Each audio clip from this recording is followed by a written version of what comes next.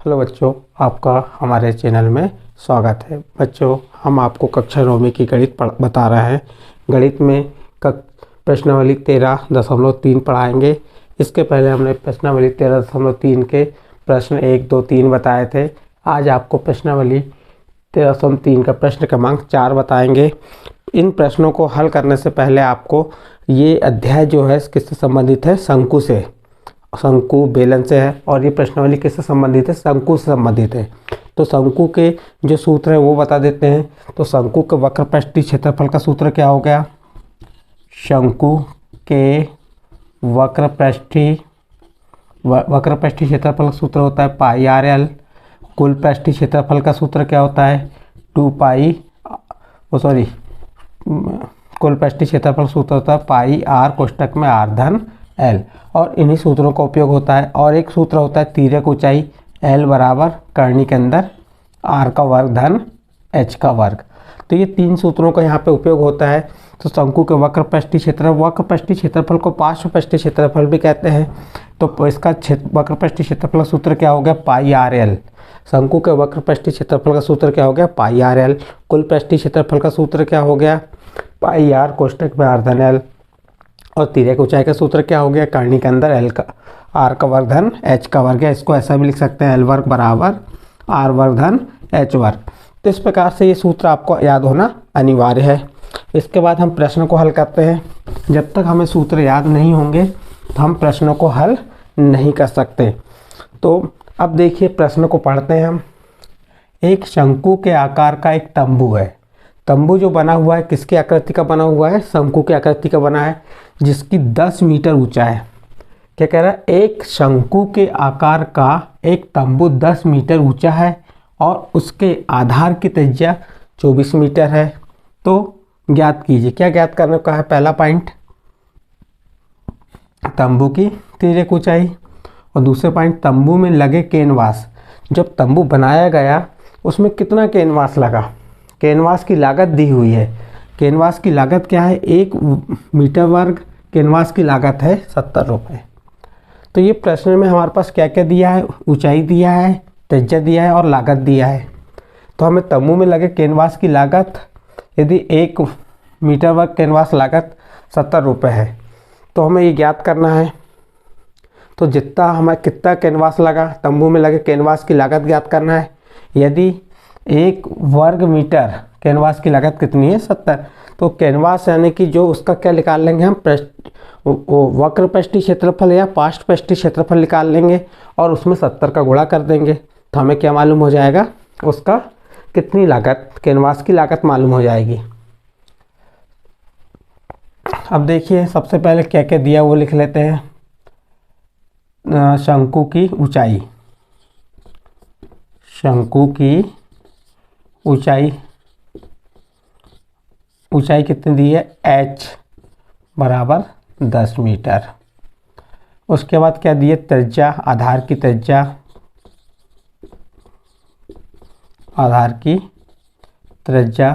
त्रिज्या को दर्शाते हैं r बराबर कितनी है? 24 मीटर।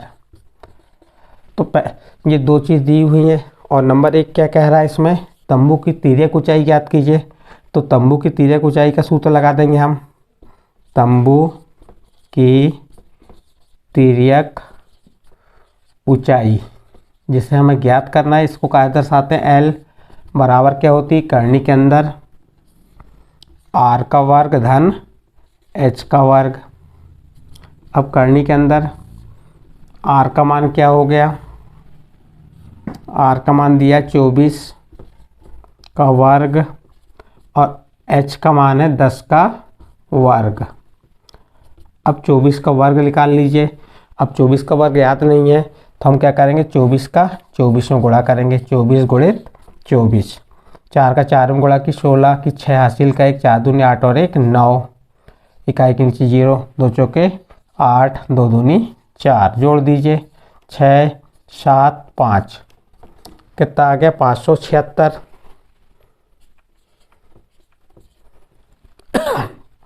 फिर धन 10 का वर्ग कितना होता है? 100। इसी प्रकार 10 का 2 बार गुणा कर सकते हैं। तो इस प्रकार हम 10 का वर्ग निकाल सकते हैं। तो इस प्रकार से हमने 24 का वर्ग 576 धन 10 का वर्ग 100 आ गया। अब इन दोनों क्या कर देंगे, हम जोड़ देंगे। 576 में 100 जोड़े तो 676। अब 676 का वर्गमूल क्या होता है ये मालूम होना चाहिए हमें। अब याद नहीं है तो हमें क्या करना पड़ेगा, 676 का वर्गमूल निकालते बन जाना चाहिए। तो हम निकाल के देखते हैं 676 का वर्गमूल। 676 2 का जाएगा, 2 तिया 6, 2 तिया 6 बच गए 2 अट्ठे 16, फिर 2 का जाएगा, 2 एकम 2, 2 छिंग 12, 2 नम 18, फिर 13 का जाएगा, 13 13 169, 13 एकम 13, क्योंकि ना तो 2 का जाएगा, ना 3 का, ना 5 का, ना 7 का, ना 11 का, सीधे किसका जाएगा 13 का जाएगा, इसलिए हमें 13 का दे दी। अब जोड़े, एक जोड़ा 2 का बना, 13 का एक जोड़ा बन गया, और 13 का किसमें 2 का गुणा की 13 दूनी 26। तो 676 का वर्गमूल क्या होता है 26 मीटर। तो हमें तंबू की अतः लिख देंगे, अतः तंबू की तिर्यक ऊंचाई L बराबर 26 मीटर है। तो इस प्रकार से हमने जो शंकु के ऊंचाई दिया था और त्रिज्या दिया था, उससे पहला नंबर क्या था, तंबू की तिर्यक ऊंचाई, तो तिर्यक ऊंचाई ज्ञात कर लिए। अब सेकंड नंबर क्या कहा है इसमें,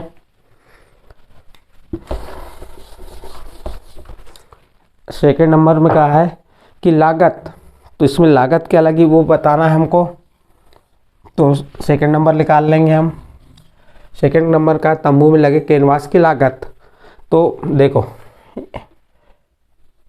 1 मीटर वर्ग कैनवास की लागत कितनी है 70 रुपये, 70, क्योंकि इसलिए कितने की, तो उसके लिए हमको क्या करना पड़ेगा, इसका वक्रपष्टीय क्षेत्रफल निकालना पड़ेगा। 1 वर्ग मीटर कैनवास की लागत निकालने के लिए हमको सबसे पहले क्या निकालना पड़ेगा, इसका वक्रपष्टीय क्षेत्रफल। जो कैनवास होता है, कैनवास का क्षेत्रफल क्या होता है, कैनवास का क्षेत्रफल इसके वक्रपष्टीय क्षेत्रफल के बराबर होगा, किसके, शंकु के वक्रपष्टीय क्षेत्रफल के बराबर होगा। तो वक्रपष्टीय क्षेत्रफल सूत्र क्या होता है, पाई आर एल। पाई का मान क्या है 22/7, और आर का मान कितना दिया है, आर का मान है 24, और एल का मान कितना है 26। 7 से काटेंगे क्या, ये नहीं काटेंगे 7 से, तो अब हम क्या कर देते हैं, ऊपर वालों का गुणा कर देते हैं। देखिए गुणा करके 22 गुणित 24, 4 दूनी 8, 4 दूनी 8, फिर 2 दूनी 4, 2 दूनी 4, 8, 8 4 12 की 2 हासिल का 1, 5 और 1, 4 और 1 5, 528 इसमें 26 का गुणा कर दीजिए। 6 8 48 की 8 हासिल की 4, 6 दूनी 12 और 4 16 की 6 हासिल का 1, 6 पंचे 30 और 1 31। अब इकाई के नीचे 0 ले लीजिए, फिर 2 का गुणा कर दीजिए। 2 अट्ठे 16 की 6 हासिल का 1, 2 दूनी 4 और 1 5, 2 पंचे 10। अब इनको क्या कर देंगे, जोड़ देंगे। 8, 6 और 6 12 की 2 हासिल का 1, 5 और 1 6 और 1 7 और 3 और 1, कितना आ गया 13,728। कितना आ गया यहाँ पे 13,728 आया। तो अब यहाँ पे हम लिख देंगे क्या, अंश में लिख देंगे 13,728 भागित 7 वर्ग मीटर, या मीटर का वर्ग। तो इस प्रकार से हमने गुणा करके भी ये क्या निकाल लिए, कैनवास का क्षेत्रफल निकाल लिए। जब हमें कैनवास का क्षेत्रफल मालूम हो गया, 1 वर्ग मीटर कैनवास कितने का आ रहा है, 70 रुपये का आ रहा है। यहाँ लिख देंगे हम, चूँकि 1 मीटर वर्ग कैनवास कितने का है, कैनवास की लागत कितनी है, ₹70 है। इसलिए कितने कैनवास, 13,728/7 वर्ग मीटर या मीटर वर्ग कैनवास की लागत।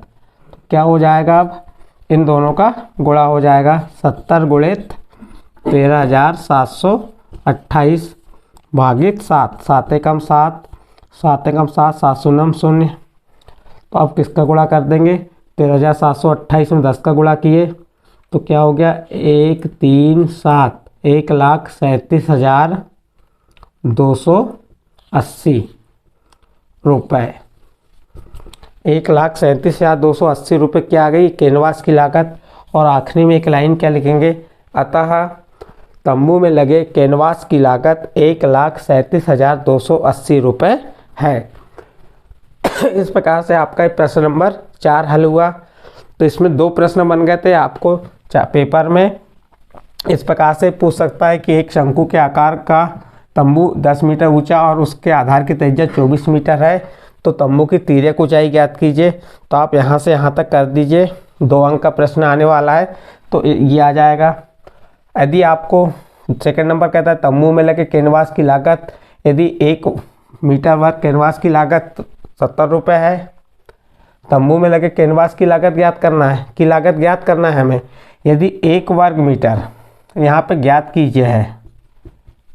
कीजिए, यदि 1 वर्ग मीटर कैनवास की लागत कितनी, 70, तो कैनवास यानी कि क्या हो जाएगा, उसका हमको कैनवास का क्षेत्रफल किसके बराबर होता है, शंकु के वक्रपृष्ठीय क्षेत्रफल। तो वक्रपृष्ठीय क्षेत्रफल सूत्र लगा के हमने कैनवास का क्षेत्रफल निकाल लिए। जब 1 वर्ग मीटर कैनवास की लागत 70 रुपये है तो 13,728/7 वर्ग मीटर कैनवास की लागत क्या हो जाएगी, 1,37,280 रुपये। इस प्रकार से आपका प्रश्न 4 हल हुआ। इसके बाद देखिए नेक्स्ट प्रश्न जो आता है आपका प्रश्न नंबर 5।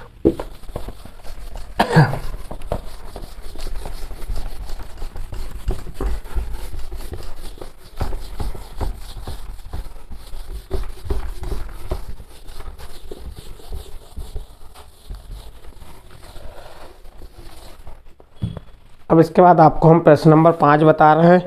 प्रश्न नंबर 5 क्या है, 8 मीटर ऊंचे, प्रश्न नंबर 5 क्या दिया है, 8 मीटर ऊंचाई वाले और 8 मीटर ऊंचाई और आधार की त्रिज्या 6 मीटर वाले एक शंकु के आकार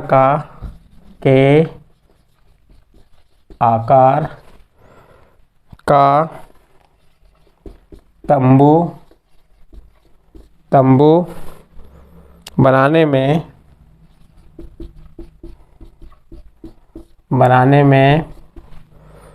3 मीटर चौड़े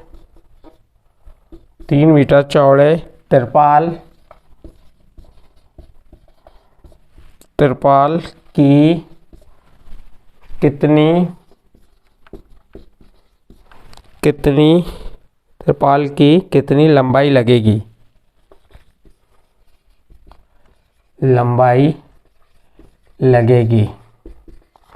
फिर उसके बाद यह मानकर चले कि इसकी सिलाई और कटाई में, यह मानकर चलिए कि इसकी सिलाई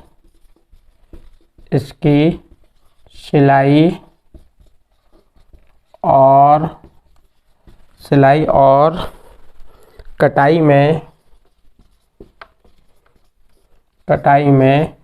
20 मीटर तिरपाल अतिरिक्त लगेगा। 20 मीटर तिरपाल अतिरिक्त लगेगा। और ब्रैकेट में दिया है पाई का मान 3.14 का प्रयोग करें।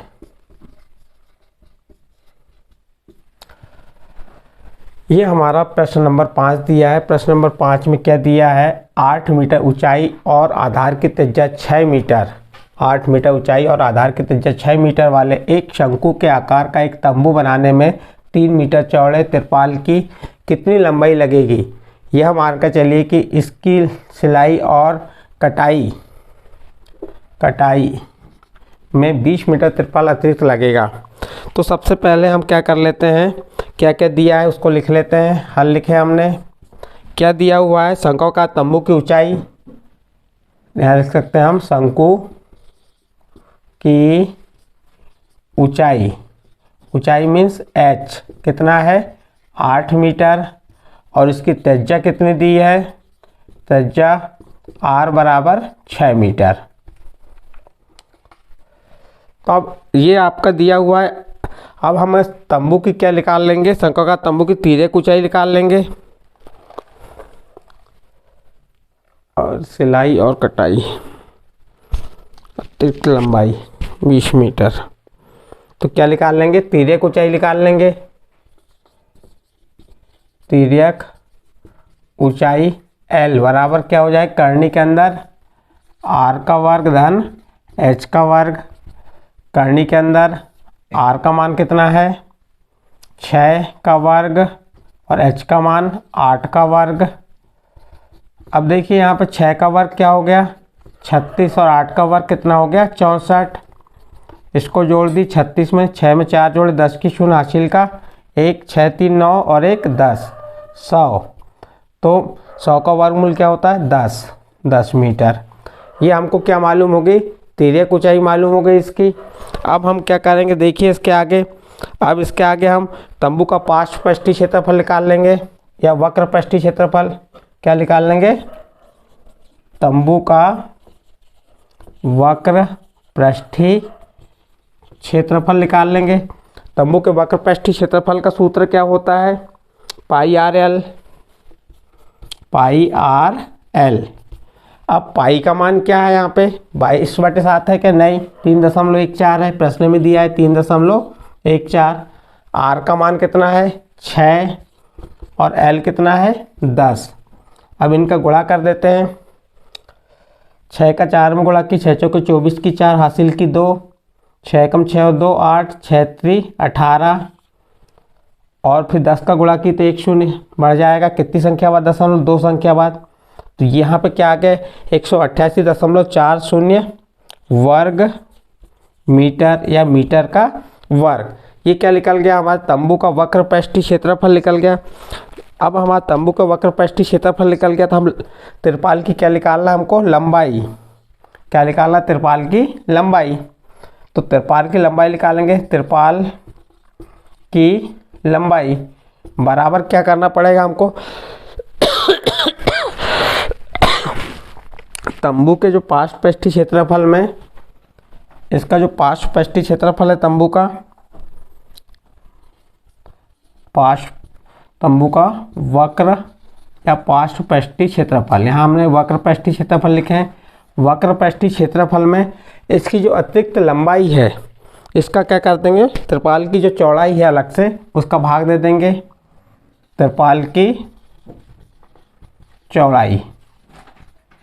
तो तंबू का वक्र पृष्ठीय क्षेत्रफल कितना आया 188.4 भागित तिरपाल की चौड़ाई कितनी है 3। अब 3 का भाग दे दीजिए, इसमें 3 का भाग देने पे क्या आ जाएगा, 3 छिंग 18 बच गया कितना 8, 3 दूनी 6 बच गया कितना 2, 3 अट्ठे 24। फिर से देखिए 3 छिंग 18, 3 दूनी 6 बचा 2 तारे 4, कितना हो गया 24, 3 अट्ठे 24 और कितनी संख्या बाद दशमलव, तो ये आ गया 62.8 मीटर। ये क्या आ गई, तिरपाल की लंबाई आ गई। अब इसके बाद क्या कह रहा है, यह मानकर चलिए कि इसकी सिलाई और कटाई में 20 मीटर तिरपाल अतिरिक्त लगेगा। तो अब इसमें हम क्या करेंगे, 20 मीटर है तो इसमें इसको जोड़ देंगे हम। यहाँ 20 मीटर, एक मिनट, ये 20 सेंटीमीटर है। यहाँ पे कितना है ये, 20 सेंटीमीटर। तो जो अतिरिक्त तिरपाल है 20 सेंटीमीटर, तो इसको क्या करेंगे हम, इसकी लंबाई में जोड़ देंगे। तिरपाल की कुल लंबाई, तिरपाल की कुल लंबाई तो 62.8 मीटर तो ये है, और जो अतिरिक्त लग रही कितनी लग रही, 20 सेंटीमीटर लग रही है। तो यहाँ पे हम 20 सेंटीमीटर लिखे और 62.8 मीटर धन ये 20 सेंटीमीटर है, और ये मीटर में तो सेंटीमीटर का में बदलेंगे, मीटर में तो क्या करेंगे 100 का भाग दे देंगे, तो ये आ जाएगा 0.20, क्योंकि 20 में 100 का भाग देंगे हम, एक शून्य से एक शून्य कटा और एक संख्या बाद दशमलव, एक शून्य का दशमलव लग गया, तो क्या आ गया। अब इसको जोड़ देंगे हम इसमें 62.8 में किसको जोड़ेंगे, 0.2 को, 62.8 में 0.2 को जोड़े, 8 और 2 10 की शून्य हासिल का 1, 2 और 1 3 और 6 63.0। तो यहाँ पे क्या आ गया, 63.0 मीटर। तो जो आपका आंसर आ जाएगा, तिरपाल की कुल लंबाई कितनी हो जाएगी, 63 या तिरपाल की अभिष्ट लंबाई कितनी हो जाएगी। अतः यहाँ लिखेंगे, अतः तिरपाल की लंबाई 63 मीटर है। इस प्रकार से आपका प्रश्न हल हुआ। फिर से एक बार देख लीजिए, 8 मीटर ऊंचाई और आधार की त्रिज्या 6 मीटर वाले एक शंकु के आकार का एक तंबू बनाने में 3 मीटर चौड़े तिरपाल की कितनी लंबाई लगेगी। तो यह मानकर चलिए कि इसकी सिलाई और कटाई में 20 सेंटीमीटर तिरपाल अतिरिक्त लगेगा। तो अब देखिए, हम सबसे पहले इसमें क्या करेंगे, शंकु की ऊंचाई त्रिज्या लिख दिए और त्रिज्या की ऊंचाई निकाल ली हमने। फिर तंबू का वक्र पृष्ठीय क्षेत्रफल सूत्र लगा दिए, तो उसका क्या निकाल लिए, वक्र पृष्ठीय क्षेत्रफल है, इसको पार्श्व पृष्ठीय क्षेत्रफल भी कहते हैं। क्या कहते हैं, पार्श्व पृष्ठीय क्षेत्रफल भी कहते हैं। तो ये निकाल लिए हमने, ये कितना आ गया, 188.4 वर्ग मीटर आ गया। अब तिरपाल की लंबाई निकालना है, तो जो तिरपाल की चौड़ाई दी थी कितनी दी है, 3 मीटर दी है ये तिरपाल की चौड़ाई। तो इस तंबू के वक्र पृष्ठीय क्षेत्र में तिरपाल की चौड़ाई का हम भाग दे देंगे। तो कितने बार गया भाग, 62.8 मीटर बार गया। और तिरपाल की कुल लंबाई क्यों, क्योंकि अलग से 20 सेंटीमीटर का कपड़ा लग रहा है कटाई और सिलाई के लिए, तो ये इसको हमने सेंटीमीटर में था, तो इसमें काय बदल दिए, इसको मीटर बदल दिए। और 62.8 में 0.2 को जोड़े तो 63.0 मीटर आ गया। इस प्रकार तिरपाल की लंबाई क्या होगी, 63 मीटर। इस प्रकार से आपका प्रश्न नंबर 5 हल हो गया। अब इसके बाद आपको हम आने वाले वीडियो में इसके आगे के प्रश्न बताएंगे। ठीक है।